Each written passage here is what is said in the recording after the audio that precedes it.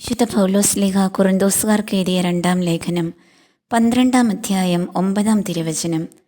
നിനക്കെൻ്റെ കൃപ മതി, എന്തെന്നാൽ ബലഹീനതയിലാണ് എൻ്റെ ശക്തി പൂർണ്ണമായും പ്രകടമാകുന്നത്. ബലഹീനതകളുണ്ടാകുമ്പോൾ, വീഴ്ചകൾ വരുമ്പോൾ, പരാജയങ്ങൾ നേരിടുമ്പോൾ അസ്വസ്ഥരാകുന്ന മനുഷ്യരെ കാണാറുണ്ട്.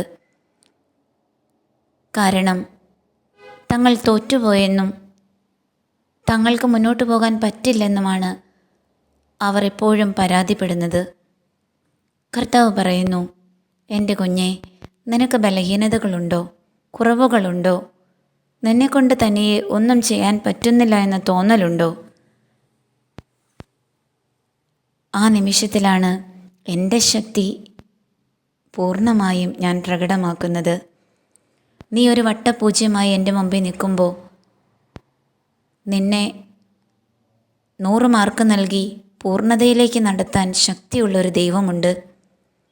ഇന്ന് ജീവിതത്തിൽ പ്രതിസന്ധികളും പരാജയങ്ങളും ബലഹീനതകളും നമ്മെ തളർത്തുമ്പോൾ ഈ തിരുവചനം പലവട്ടം ഏറ്റുപറഞ്ഞ് ദൈവത്തിൽ നിന്നും നമുക്ക് ശക്തി ധരിക്കാം.